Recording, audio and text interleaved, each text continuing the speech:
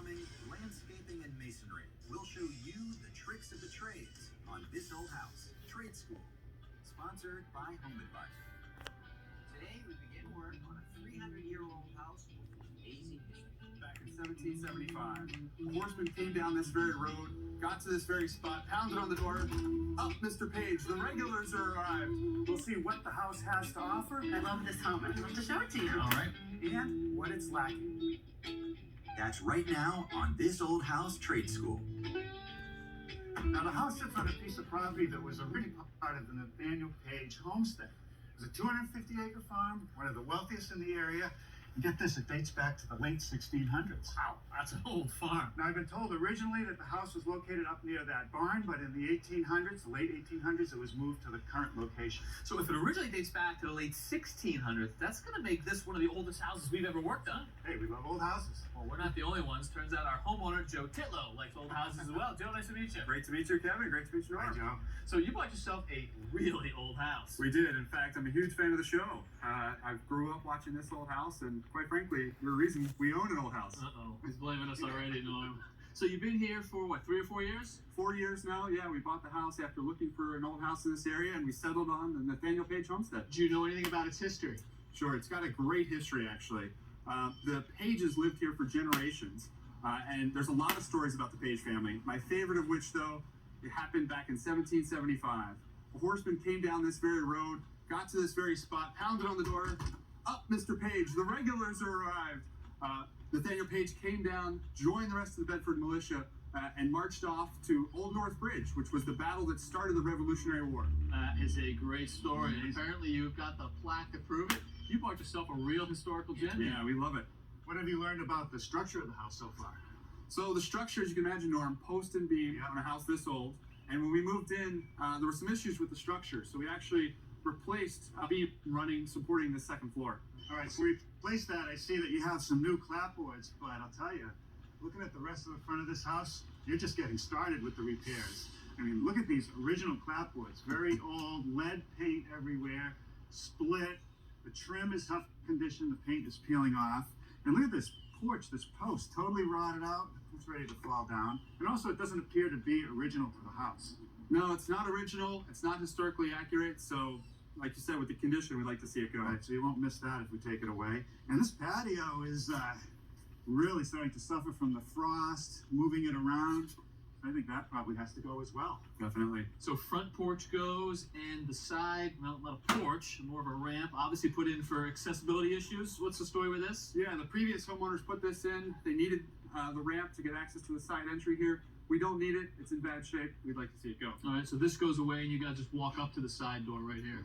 Yeah, in terms of the side door, it's actually the entrance we use every day. So we'd like to see something a little bit more inviting, a little bit more practical for everyday use. All right, that seems like a reasonable request. Right. Now, this is part of the original house right here, this gable end, and more problems here. Look at the clapboards at the top. They're loose. They're coming away from the side of the building. The rake board is totally missing at the end. And I see some holes and patches in this corner board. You know, I wouldn't be surprised if you end up stripping off the entire exterior of the old house and having to replace it. Yeah, I do think most of that does need to go. Most of the original house's exterior probably has to go. I'm assuming that's the original, and I'm assuming that this is an addition put on at a later date. Exactly that. About 10 years ago, the previous homeowners added this addition. It's in great shape, so we don't need to do anything over here. That's good news. Yeah. Although, I do have some ideas for the garage. Let's have a look at the garage. So it really starts out here at the facade of the garage. I just love something a little more keeping with the rest of the property. Perhaps more of a barn-like look? That'd be great. Well, first thing you're going to have to do is get rid of this overhead door. Yeah, I couldn't agree with you more on this, but wait till you see inside. Oh, you are full to capacity, aren't you? Yeah, you know, without a lot of usable basement space inside the house, we end up using this for a lot of things. The car, of course, but storage for so many things. You know, just the different sports equipment. And we've got all this garden equipment out in here. I love to get the garden equipment into a shed on somewhere else in the property and then open the space up for what I really like to do. That's make it a workshop. Oh, you know, if you want a proper workshop, we can introduce you to some people. Really? Joe? Norm? Joe? Man after my own heart. There's plenty of potential in here for a nice workshop, and I'd love to help you. That'd be a lot of fun, I think. All right, so we got ideas for the garage and some ideas for the outside of the house. Here's a tip. There are many different types of pliers, and it's important to choose the right one for each job. Groove joint pliers are adjustable and can be used on round pipes or hexagonal nuts. Locking pliers will lock on any surface, so you don't have to hold them closed. Lineman's pliers are used by electricians to cut wires and make splices. And needle nose pliers can be used to reach into the smallest spaces.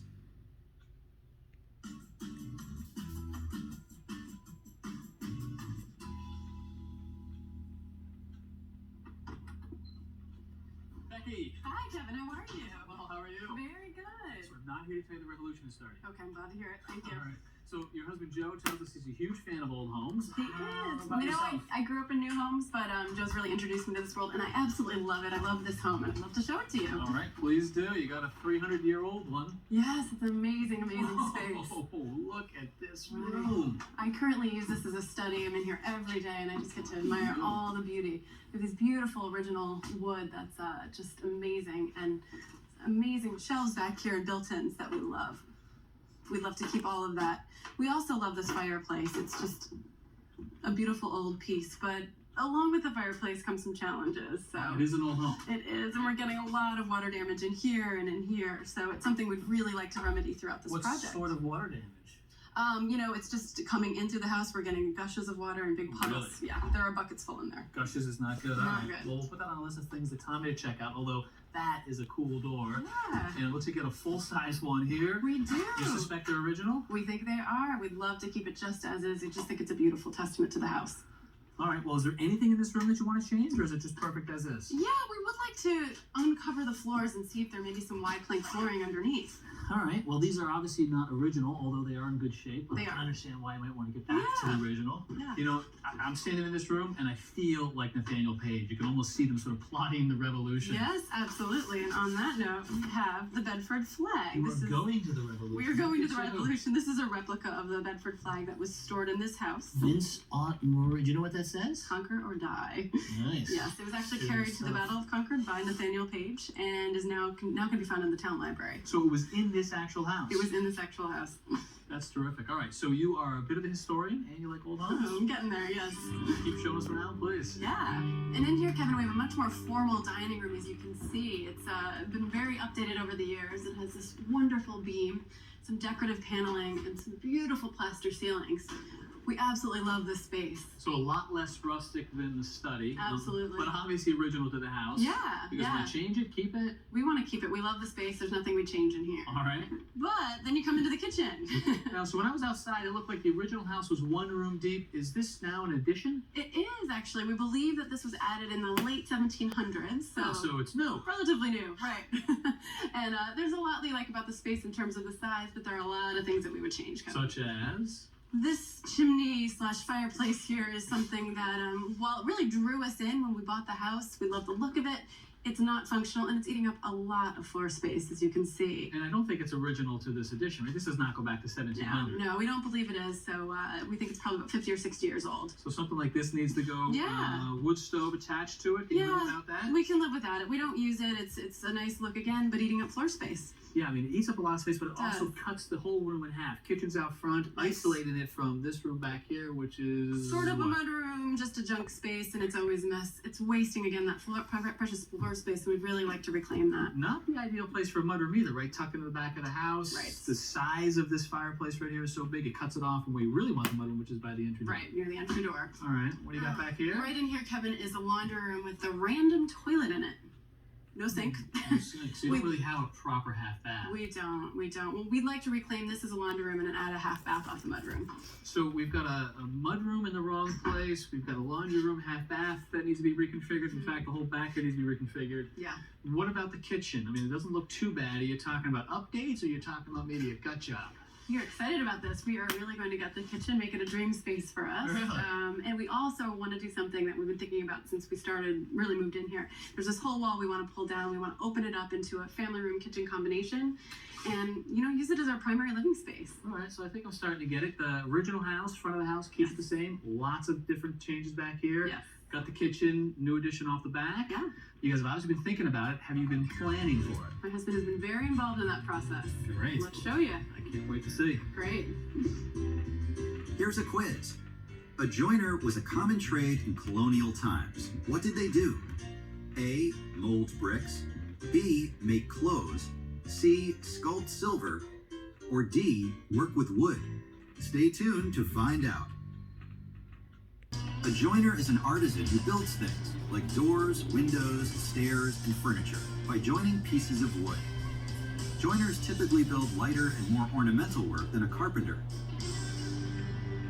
Our architect is Dan Quayle, and he has been working with the homeowners for several months. Dan, nice to meet you. Nice to meet you. So where do we stand? Well, we're through the design process and ready to start construction. All right, and we've got ourselves a beautiful model. In fact, probably the nicest architectural model I've ever worked with. Looks better than the house. It does. And I'm told that our homeowner, Joe, got this for us? Yep. Joe's company makes 3D printers, and we were able to give him our architectural drawings, and he was able to extrude that information and produce a model for us. Wow. With a plotter. Well, we've got all the beautiful details, so let's talk about the existing conditions. Okay? Walk me through it, please. This is the original part of the house, center entrance colonial. Stair in the fireplace chimney in the middle, with a parlor on the left and parlor on the right. Okay. And then as the family grew and the space needs grew, they added an L off the back of the building. And then as space needs grew again, there was another addition put on in 2004. So we've got 3 buildings, and then we're going to actually put on 2 additions. The first one's going to go on the front, and I mean, this is remarkable. Not only do we have the exterior built, but look at all the details on the interior. I mean, right down to the tiles on the floor and the toilet in the bathroom. How helpful is that? It's very helpful. It allows the homeowner to understand what they're going to get for an addition. Well, show me where they're going to get this addition, This please. plugs in over here. All right, so we've got sort of a generous sized mudroom, new entryway, obviously a half bath, and some of these functions are currently Right. in the kitchen? They're in the kitchen right now, so by pulling them out into the new addition, it frees up some floor space in the kitchen area to get a more efficient kitchen. And we can fly the roof on. Now, I understand why the homeowners would love to have the extra space, but from an architect's perspective, what were you thinking with this size Well, what we were trying to do is to preserve the character of the original structure and then have a new addition that reflects the proportions and the roof pitches and blend the two masses together, the original plus the addition from 2004. And out front, the addition is fairly modest in size, doesn't overwhelm the house, but we're going with a much larger addition out back. That's right. All right, well, let's have a look back there. Well, the features we're keeping back here are the original screen porch and deck, with our major addition going over on this side where the overgrowth is. All right, we've got the model, so let's use it. Here is the deck and original screen porch you mentioned, and this is where our addition's going, family room. So let's pull off this roof and have a closer look at it. Wow, I love this model. So actually a big, wide open family room, 1-story addition. It is. It's a 1-story addition, but with a cathedral ceiling. The original ceilings in the L are rather low, so this serves as a nice counterpoint to that. Okay, so that gives us the ability to have some exposed Right. beams. We have some exposed timbers for collar ties, as well as a fireplace mantle, some wide plank flooring for the flooring, and then reclaimed brick for the new fireplace. Beautiful, the centerpiece of the entire addition right there. And then we've got sort of a utility room off the back here. There is. That's a new pantry that's directly off the kitchen, which is easily accessed from the cooking area. Right, and then lots of windows off the family room, so we'll be able to enjoy views of this backyard. And you talk about how it's connected to the kitchen, so let's actually see that connection. We'll just take off the second floor of the L there, slide this in, and get a sense of how this communicates with the rest of the house. And wow, you can really see it there, that big open floor plan that you've given them. Right. The main cooking portion of the kitchen is this area here. There's a large island planned for the middle, and then on this back edge, we have a built-in banquette seating. The real feature is by taking down this existing exterior wall, we can connect the new addition from the original. Yes. Beautiful. Nice job. Thank you. On the job. Masons use brick, concrete, and natural and man-made stones to build walls, walkways, fences, and other structures. This is a physically demanding job that requires heavy lifting and a lot of bending, kneeling, and standing. Employment of masonry workers is projected to grow 15% by 2024. Masonry requires skill and precision that cannot be replaced by machines.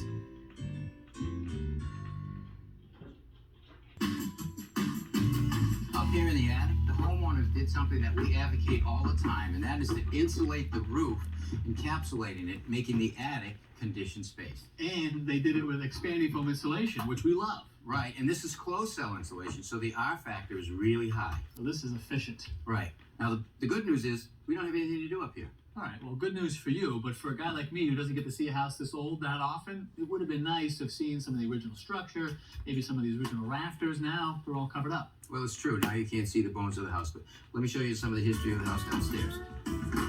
Now, this is a post and beam house, so you can actually see the support beams and posts of this house in just about any room. Right. Now, what I like about it is right here in the corner. See this post right here? Yeah. This is called a gun stock post. And if you look at it, it looks like the butt end of a rifle as it goes down. Yeah, I see that. But it's wide at the top because this is a pretty complex joint right here, and this support post needs to be wider to carry that load. Okay. Right? Now down here, down the middle of the room, this beam right here is a large beam, and it's actually called a summer beam. Now the summer beam is mortised and tended into that beam that runs across that way, and that defines the back wall of the house. And then mortised into this beam over here on the front side of the house. That defines the front wall of the house. So a big beam means carrying lots of weight. And it's doing another thing also. It's actually holding the front and the back wall together so they won't pull out. Okay, and the weight it's holding are floor joists, ceiling joists Yeah, right here? and they're much smaller. They make up the joists for the ceiling and the floor above, and they're actually mortised and tenon into this summer beam. So you do not need to be in the attic to see how the houses are built. You can see the skeleton right here in the bedroom. Exactly. Now, we actually had a surprise. We had two architectural historians come to look at the house to see if they could see anything that jumped out at them. And see this little bead detail right here on this beam? It runs right here on this corner, and it's also on the other end. Covered up in paint, but still Right. there. Well, they said because of this little detail right here, this house couldn't have been built before 1720. Not 1687. Wait a second. So you're telling me that our house just got about 30 some odd years younger? 33 years younger. And they can tell all of that from just that little bead? Just that little detail.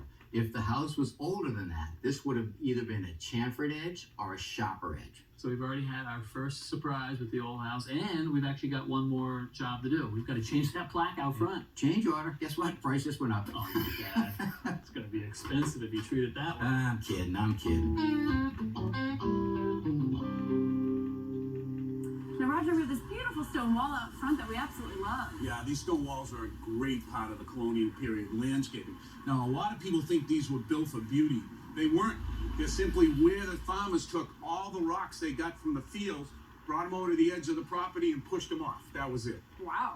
But think about a nice stone wall built right here along the front of your property. It would tie both walls together and give you some separation from that busy road. Oh, I think it would be beautiful, Roger. What's not so beautiful is our front driveway. What can you tell me about this? It's not Well, looking think good. about it. In the colonial period, it would have been just a gravel driveway, and a gravel driveway moves and ruts and gets mud in it, and it gets Sure. puddles. Yeah.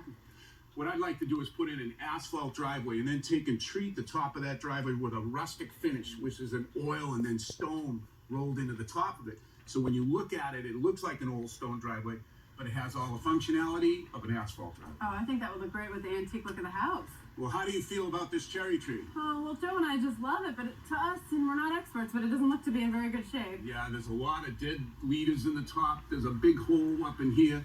And look here. This is decayed almost all the way through the whole tree. Oh, it is. This doesn't have a future in front of it. So what I want to do is get rid of this, put a specimen tree in front of the house. All right, so there's good news and bad news here, Yep. unfortunately. Now, there's going to be a lot of work done to the front of the house, including a bump out over there and excavation. So before they start that work, I want to take all the shrubs and perennials from in front of the house and move them. I mean, look at it if I burn them like this. This is worth some money. So we're going to dig it up, put it in a holding area. Then when all the construction's done, we'll bring them back and put them in the landscape. Oh, I love it. It sounds great. Hey, guys. Hey, Kev. Hey, Kevin, how you doing? I'm doing all right, and fortunately, so is your husband, because I just gave him the disappointing news that the house is 30 years younger than he had hoped. Yeah. But he's taking a good stride. I figure it gives us a second chance to celebrate the 300th anniversary. All See, now that's the right. spirit. Silver lining.